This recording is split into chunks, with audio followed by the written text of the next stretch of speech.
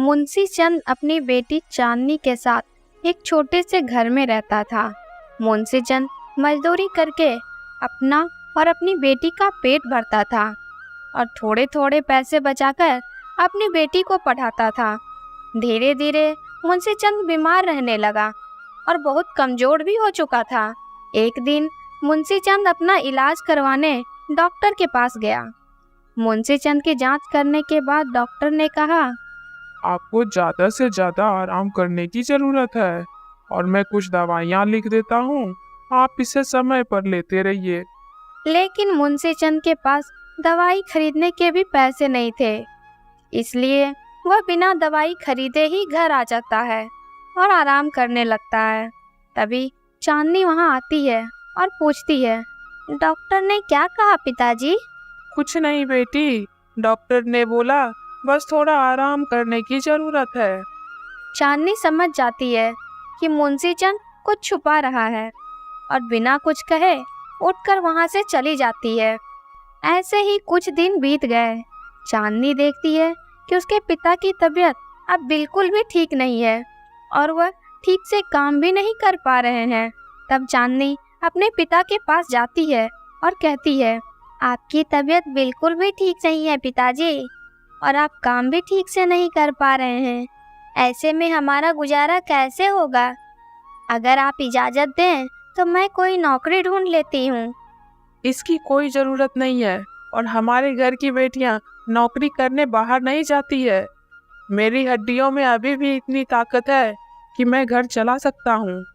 लेकिन पिताजी, क्या आपने मुझे घर पर बैठने के लिए ही इतनी मुश्किलों से पढ़ाया लिखाया है? अगर मैं आपकी बीमारी में भी आपका सहारा ना बनी तो इतनी पढ़ाई लिखाई किस काम की?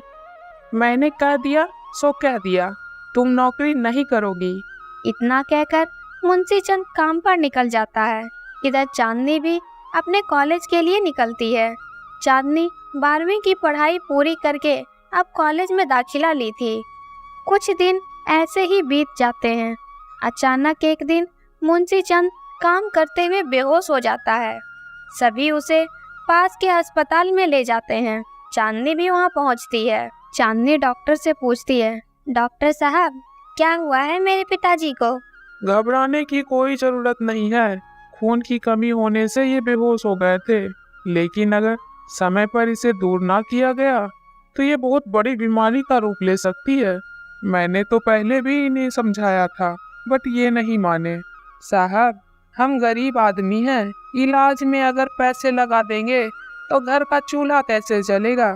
पिताजी, आप पैसों की फिक्र बिल्कुल भी मत कीजिए, आप बस अपना इलाज करवाइए। इतना कहकर चांदनी डॉक्टर को पैसे देने लगती है। तुम्हारे पास इतने पैसे कहाँ से आए? पिताजी, जब आपने मुझे नौकरी करने से मना किया तब मैं आपको बिना बताए अपने कॉलेज के साथ साथ छोटे बच्चों को ट्यूशन भी पढ़ाने लगी, वहीं से ये पैसे आए। और हाँ पिताजी, आजकल लड़के और लड़कियों में कोई अंतर नहीं है। लड़कियां भी नौकरी करके अपने बूढ़े माँ बाप का सहारा बनती है। चांदनी की बात सुनकर मुंशी चंद को भी अपनी गलती का एहसास होता है और वह चांदनी को घर से बाहर जाकर नौकरी करने की इजाज़त दे देता है। जल्द ही चांदनी की डिग्री की पढ़ाई पूरी होती है और वह एक बड़े से कंपनी में नौकरी भी करने लगती है। अब मुंशी चंद भी अपनी मजदूरी छोड़कर आराम करता है और एक अच्छा सा लड़का देखकर चांदनी की शादी करवा देता है और फिर तीनों खुशी खुशी जीवन बिताने लगते हैं। टू बी कार्टून चैनल को सब्सक्राइब करने के लिए हृदय की गहराइयों से प्रेम पूर्वक धन्यवाद।